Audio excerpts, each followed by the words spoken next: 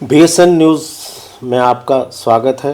बिल्कुल सटीक न्यूज़ के आज पॉडकास्ट में हमारे एनसीआर गुड़गांव की शिक्षा क्षेत्र की जानी मानी हस्ती हमारे साथ हैं और आज इनसे बातचीत करेंगे और जानेंगे कि इनका सफ़र कैसे शुरू हुआ, किन परेशानियों या किस रास्ते पर चलकर उन्होंने ये मुकाम हासिल किया। आज शहर में इनका शिक्षा क्षेत्र में न केवल नाम है बल्कि शिक्षा के क्षेत्र में इन्हें बहुत सम्मान से इनका नाम लिया जाता है। हमारे साथ हैं डॉक्टर सरोज सुमन गुलाटी। ब्लूबेल्स के नाम से ब्लूबेल का नाम कौन नहीं जानता शहर में, और आप फाउंडर प्रिंसिपल भी हैं और डायरेक्टर भी हैं ब्लूबेल स्कूल की। तो डॉक्टर सरोज सुमन गुलाटी, आपका स्वागत है बिल्कुल सर। नमस्कार। डॉक्टर सरोज सुमन गुलाटी, जब हम छोटे थे तो एक दो नाम बड़े चर्चा में होते थे, वो सख्ती में या स्ट्रिक्टनेस में, जिनमें एक नाम आपका भी होता था। तो मैं आपसे कुछ एक्सपीरियंस जानना चाहूँगा कि जब आप स्कूल में जिस सख्ती के साथ आप एडमिनिस्ट्रेटिव चलाती थी, क्या घर में भी आपका वही रोल होता? अच्छा, नहीं, घर में ऐसा रोल नहीं होता। स्कूल में ज़रूर मैं बहुत एज ए टीचर ऑल्सो और as a administrator, principal and director दोनों में ही सख्त जानी जाती हूँ। लेकिन ये भी लोगों को पता है, एटलीस्ट मेरे सारे एम्प्लॉयज़ को, कि सख्त हैं ऊपर से, अंदर से नरम है जी करते हैं। तो आपने बताया कि आप ऊपर से सख्त हैं, अंदर से नरम है, तो लोगों का कहना है। ये लोगों का कहना है। अब जब डबल रोल में आप एकदम रोल चेंज करते हैं तो कुछ थोड़ी बहुत तकलीफ तो होती होगी। नहीं, ऐसा नहीं है, ये नेचर बन गई है जी, नेचर बन चुकी है इस तरह की। तो एक्चुअली जब तक काम में थोड़ी सख्ती ना की जाए जी, तो सिस्टम, डिसिप्लिन नहीं आते हैं जी। और किसी भी क्षेत्र में, एजुकेशन क्षेत्र में खास तौर पर डिसिप्लिन होना बहुत ज़रूरी है, क्योंकि हम लोग सिर्फ टीचर्स से डील नहीं करते। स्टूडेंट्स का भविष्य हम पर आधारित होता है, जिसको कि हमारी रिस्पॉन्सिबिलिटी है, हमारा वो एक ड्यूटी है। अगर हम अपनी ड्यूटी से, और अगर कोई भी एम्प्लॉय, स्पेशली टीचर्स, अगर मन से या अपने ढंग से नहीं पढ़ाती हैं या किसी भी एक्टिविटी में उतना ध्यान नहीं देती हैं, तो थोड़ी सख्ती करनी पड़ती है उनसे। लेकिन कोशिश मैं करती हूँ, क्योंकि मेरे पास बहुत पुरानी टीचर्स हैं, तो मैं कोशिश करती हूँ कि उनके साथ अपने सेम लेवल पर रहकर काम किया जाए, लेकिन कभी कभी करना पड़ता है। जी। तो इसलिए हाँ, स्टूडेंट्स के साथ थोड़ा मैं ज़्यादा सख्ती, स्पेशली जो एडोलसेंट हो जाते हैं, वो थोड़े गलत राह पर चल सकते हैं, तो उनको चेक करने के लिए उनके साथ सख्ती थी कि अपनी सीमा से बाहर ना जाए। तो इस वजह से मैं काफ़ी सख्त मानी जाती थी। जी, तो मैं थोड़ा सा आपका अर्ली स्टेज की बात जानना चाहूँगा कि आप सरोज से सुमन कब बनी या सुमन से सरोज कब बनी? एक्चुअली सरोज मेरा मेडन नेम है मेरे पेरेंट्स की तरफ से, लेकिन जब मेरी शादी हुई तो मेरा नाम, शायद नाम चेंज करने की कोई प्रथा है, तो मुझे मेरा नाम सुमन रख दिया गया। लेकिन जब मैंने देखा कि कुछ मेरे लाइक सर्टिफिकेट सारे सरोज के नाम से हैं, टेक्निकली जब ये प्रॉब्लम आने लगी, तो फिर मैंने पेपर में वो करके, एडवर्टाइज़ करके, और जो भी इसका सिस्टम था उसके साथ मैंने सरोज सुमन दोनों लगा दिए, ताकि वो प्रॉब्लम ना रहे। गुलाटी जी तो हरियाणा सरकार में एक बड़े ऑफिसर पद पर थे। हाँ, वो तो आपको एजुकेशन का शौक? मैं एजुकेशन में मेरा बहुत शौक था शुरू से। इनफैक्ट मेरा शौक तो पहले लॉ में था जी, लेकिन किसी वजह से उस ज़माने में जब मेरा समय था यंग एज का, तो शायद लॉ में जाके लॉ प्रैक्टिस करना थोड़ा मुश्किल था, क्योंकि जो कोर्ट्स हैं वो हर तरह के लोगों से भरी होती हैं।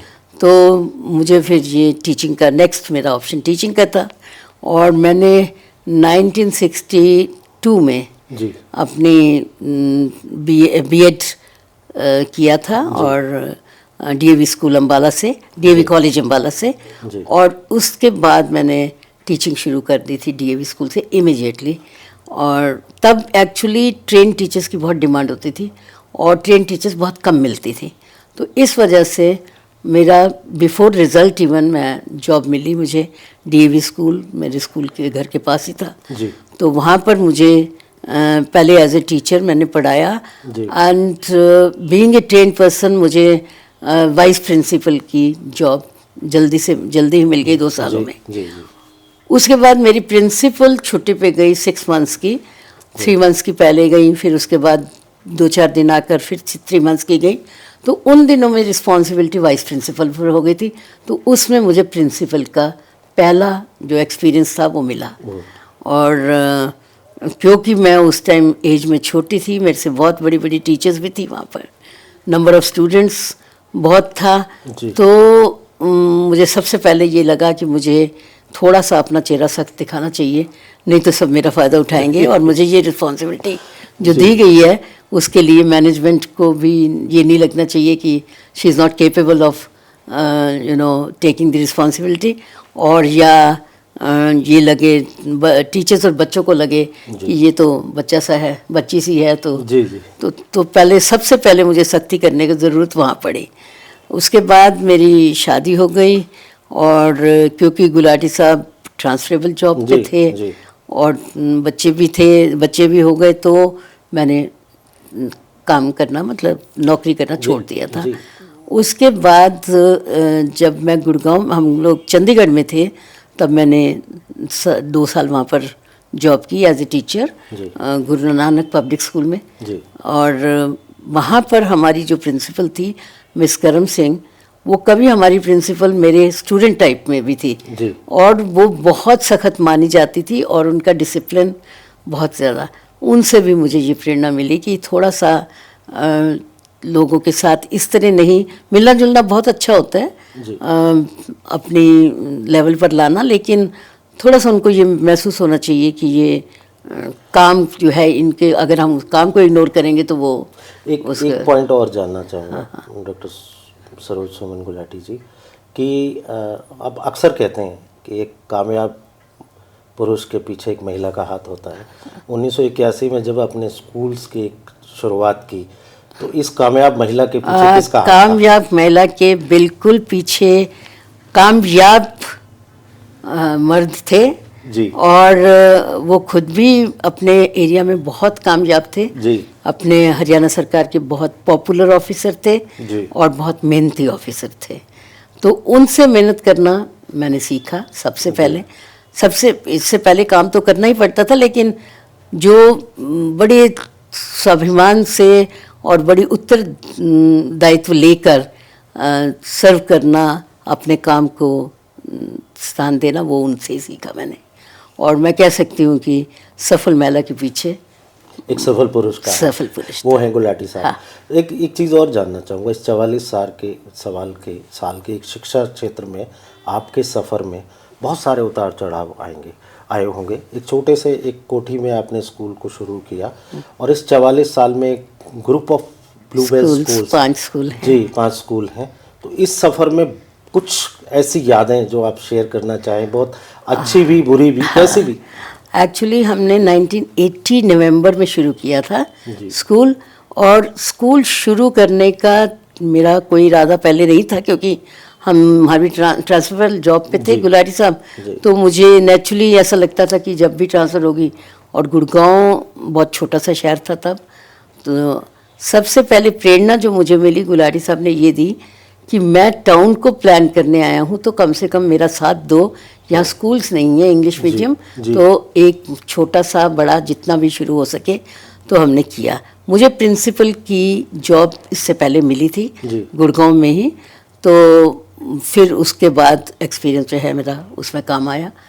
तो स्कूल हमने जब शुरू किया, छोटी सी कोठी में किया था, बहुत ज़्यादा दिक्कतें आ रही थी, क्योंकि इतना पैसा नहीं था कि खर्च कर सकें, और टीचर्स को एम्प्लॉय करना, जितने भी स्टूडेंट्स हो, 2 भी स्टूडेंट्स हो क्लास में तो एक टीचर तो चाहिए उसके लिए, तो टीचर्स को एम्प्लॉय करना।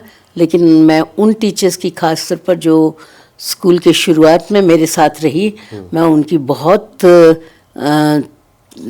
ऋणी हूँ मैं शुक्रगुजार हूँ उनकी कि उन्होंने मुझे बहुत सहायता दी। उन्होंने मुझे कई बार कहा कि मैम आप फिक्र नहीं करो, अगर हमें 3 महीने भी सैलरी नहीं मिलेगी तो कोई बात नहीं, हम 3 महीने बाद ले लेंगे, हमें पता है आप दोगे ज़रूर। एक विश्वास था, उस विश्वास से पेरेंट्स का बहुत विश्वास हुआ। और फर्स्ट 3 मंथ्स में ही हमें ऑलमोस्ट 150 स्टूडेंट्स मिल गए, जिससे कि हमें सामने की कोठी का पिछला हिस्सा फिर से किराए पर लेना पड़ा, क्योंकि नंबर ऑफ़ क्लासरूम्स ऐसे नहीं होते थे। तो वहाँ लिया। उसके बाद हमने इधर सेक्टर 4 में ही एक कोठी 1000 गज का प्लॉट था, उसमें स्कूल के उसके अकॉर्डिंग बना के हमने स्कूल को उधर शिफ्ट किया। और उसके बाद लैंड के लिए अप्लाई भी कर दिया। और सेक्टर 4 के जो प्लूवेल्थ मॉडल स्कूल है उसकी लैंड हमें मिली, और जो कि हमने 1985 में कंप्लीट कर ली थी बिल्डिंग। और 29 जुलाई 1985 में हमने जाके वहाँ क्लासेस शुरू कर दी थी। उसके बाद हमें ये जो जिस स्कूल में हम बैठे हैं वो अलॉट हुआ। वो हमें गवर्नमेंट ने बुला के अलॉट कराया था ब्लूवेल्थ मॉडल स्कूल की पॉपुलैरिटी की वजह से।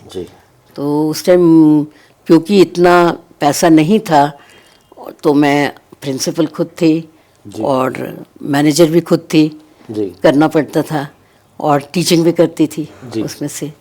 तो इस तरह से काम बढ़ता गया। उससे एक के बाद फिर क्योंकि इतनी जगह नहीं थी इतनी उस बिल्डिंग में अभी, तो हमने जो प्रेप स्कूल है क्लास नर्सरी टू 2 हमने दूसरी बिल्डिंग में रखा 934 में ही। उसके बाद उनके लिए नई बिल्डिंग बनाई, जो कि इलाहाबाद बैंक के पास है सेक्टर 4 में, रेलवे रोड पर। तो वहाँ हमने वो रखा, और मॉडल स्कूल को क्लास 3 से लेकर 12th तक बनाया, क्योंकि क्लासेस बढ़ रही थी तो हमें बिल्डिंग की ज़रूरत थी। उसके बाद ये बिल्डिंग जब ये अलॉट हुई हमें लैंड, तो उसके बाद थोड़ा सा विराम देना पड़ा, क्योंकि सोच रहे थे कि पहले क्या हम मैनेज कर पाएंगे अपनी इस चीज़ को पहले जज कर लिया जाए पूरी तरह से। तो वो जब हमें लगा कि यस वी कैन मैनेज, तो हमने इस पे बिल्डिंग बनाई, और 2003 में इसमें क्लासेस शुरू कर दी। Doctor Soman Gulati, sky has no limits, इसके साथ साथ एजुकेशन की भी कोई लिमिट्स नहीं है। ग्लोबल ग्रुप ऑफ स्कूल सब ऊंचाइयों को छू रहा है। आपकी और क्या आगे एम्बिशंस है कि आप कहाँ तक एम्बिशंस तो मेरी हैं, लेकिन क्योंकि अपनी एज को देखते हुए, अपने उसको देखते हुए, कि मुझे लगता है कि तभी इच्छा करनी चाहिए, या अगर इसको काम को कर सको तो। मेरी इच्छा के अकॉर्डिंग तो इस शहर में तो नहीं, क्योंकि 5 स्कूल इस शहर में हैं, काफ़ी हैं, लेकिन out of this city, specially Chandigarh side पे, पंचकुला एंड चंडीगढ़ साइड, और जो जीटी रोड पे शहर बसे हुए करनाल है, अम्बाला है, इन शहरों में मेरा मन है, मेरा पुराने इलाकों को याद ताज़ा करना चाहती है। हाँ, याद ताज़ा करना चाहती हूँ, जहाँ आपने शुरुआत में एजुकेशन के करनाल में दी थी, मेरी करनाल में से थी, और उस एजुकेशन को मैं उस तरफ बढ़ाना चाहती हूँ। लेकिन डिपेंड करता है कि कितना आगे कितना हिम्मत होती है, कि टीम जो है वो कितना इस चीज़ के लिए एग्री करेगी। एक चीज़ एक महिला के लिए थोड़ी सी मुश्किलें होती हैं। हमने अक्सर देखा आजकल के समय में कि जो महिलाएं जॉब करती हैं वो घर पे या बच्चों पे उनका थोड़ा सा डाइवर्जन कम हो जाता है। तो आपके साथ भी कभी कोई ऐसी? नहीं, मुझे इस चीज़ की बहुत खुशी है कि मैं जब पूरे काम भी मेरे अपने जिम्मेदारी होती थी, लेकिन फिर भी मैं बच्चों को निगलेक्ट नहीं किया, हस्बैंड को भी अपनी तरफ से नहीं किया। मैं नहीं कह सकती कि उन्होंने कभी महसूस किया हो, लेकिन इसलिए नहीं किया कि मैं दोनों की जिम्मेदारी समझती थी कि कितनी दोनों की जिम्मेदारी ज़रूरी है। तो इसलिए स्कूल से ख़त्म होने के बाद एक बार घर जाकर बच्चों का लंच, बच्चों का स्कूल से आके यूनिफॉर्म चेंज करना, जो भी उनकी ज़रूरतें थी, हस्बैंड का लंच करके मैं फिर स्कूल में आ जाती थी। यानी कि being a administrator, being a teacher, being a mother और बीइंग ए वाइफ, आप सभी रोलों में सक्सेस रही और अपनी ये तो जी। मेरे बच्चे या मेरे हस्बैंड ही बता सकते थे। जी। लेकिन नहीं, मैंने अपनी तरफ से कोशिश मैं भी काफ़ी जुड़ा हूँ, मैं भी देख सकता हूँ। तो मैं तभी कह रहा हूँ कि आप इन चारों रोल में बहुत ही सक्सेस रहीं, और इस पूरी सफलता का राज क्या है? परमात्मा की दया और लोगों का साथ, खास तौर पर जो अपने कोवर्कर्स हैं, जी टीचर्स, एडमिनिस्ट्रेटर्स और कॉरपोरेट एम्प्लॉयज़ जो हैं, और इवन सपोर्ट स्टाफ। ये मैं बहुत इस बारे में खुशकिस्मत हूँ कि मेरे साथ जुड़े हुए लोग बहुत कंधे से कंधा मिलाकर चलते हैं, और हर तरह का काम वो अपनी हर उत्तरदायित्व को समझते हैं और पूरी तरह से उसका जिम्मा लेते हैं। वैसे तो लाइफ के सफ़र में आपके बहुत सारे मोमेंट ऐसे होंगे जो मेमोरेबल होंगे। कोई ऐसा एक दो मोमेंट जो आप शेयर करना चाहें कि जिससे आपको वाकई ये लगा हो कि वो भुलाई नहीं भूलते, अक्सर याद आ जाते हैं? एक्चुअली मुझे एक मैं एक और चीज़ मेंशन करना चाहूँगी कि हमारे ब्लू बेल्स के फंक्शंस जो हैं जी, वो हमेशा टॉक ऑफ द टाउन रहे हैं। रिमार्केबल और हाँ, और किसी भी ब्रांच के। जी। और लेकिन कई बार उसमें बड़ी दिक्कतें आ जाती हैं। मोर देन एक्सपेक्टेशन लोग जी, आ जाते हैं। जी जी कुछ ज़्यादा अपने आप जो थोड़े से ऊंचे पदों पर होते हैं वो ये एक्सपेक्ट करते हैं कि हमें स्पेशल ज़्यादा ट्रीटमेंट दिया जाएगा, तवज्जो मिलनी लेकिन चाहिए। हमारे लिए सब पेरेंट्स एक बराबर होते हैं। हम उनकी हैसियत को देखकर उनको ट्रीट नहीं करते, उनको अपने रूल्स रेगुलेशंस के अकॉर्डिंग करते हैं। कुछ ऐसी अच्छी पल चीज़। हाँ पल मैं आपको बताऊं, हमारे जो सक्सेस, पहली सक्सेस 12th की, जी जी जो हमारा बच्चा टॉप किया था सारे शहर में।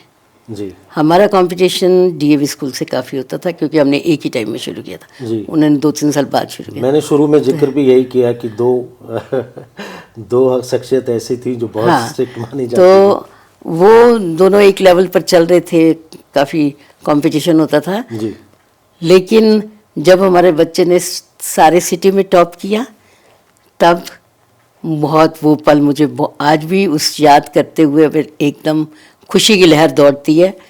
और उसके बाद भी टॉप किया है हमारे बच्चे 12th के, पर फर्स्ट बैच के बच्चे ने जब टॉप किया था जी तो उस टाइम हमारी वो खुशी का कोई ठिकाना नहीं था।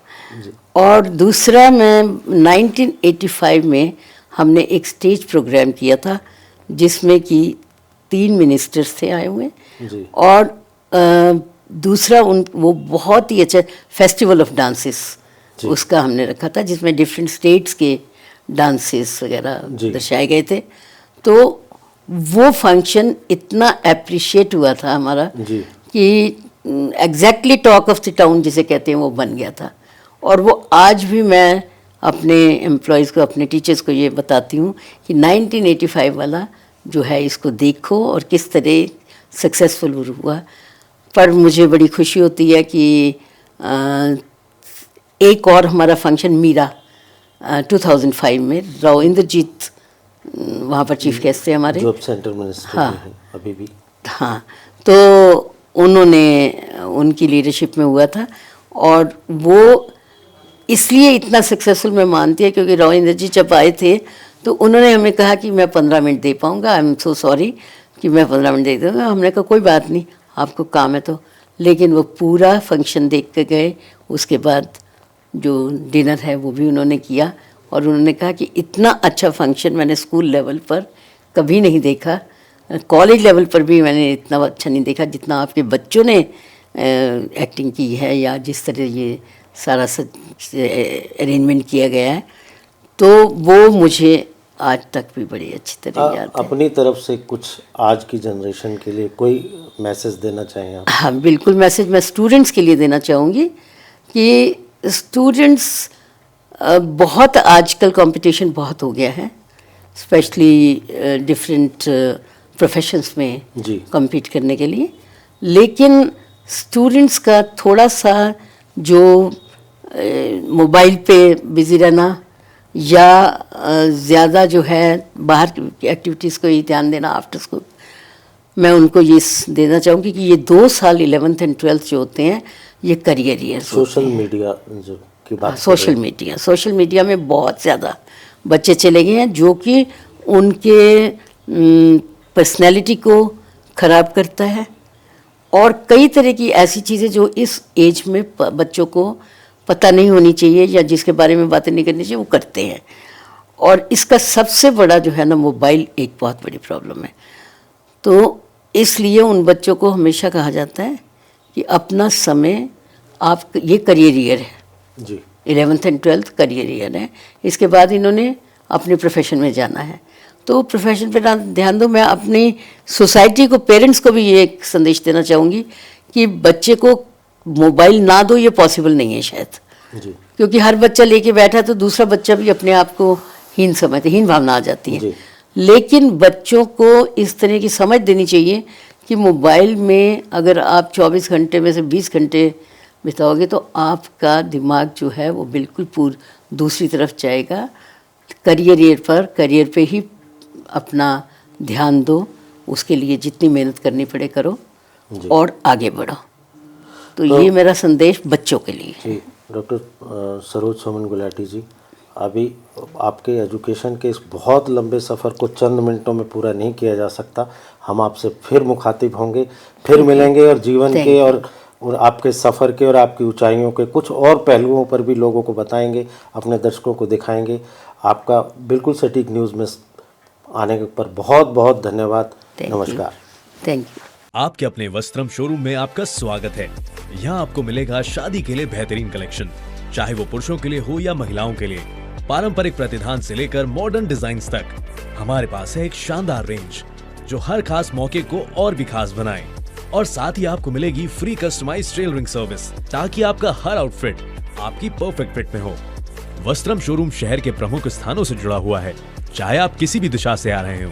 यहाँ पर बड़ी और सुरक्षित पार्किंग सुविधा भी उपलब्ध है, जिससे आपको गाड़ी पार्क करने की चिंता नहीं करनी पड़ेगी। तो इंतजार कैसा, आइए और अपनी शादी के सपनों को हकीकत में बदलें हमारे साथ, सिर्फ वस्त्रम पर।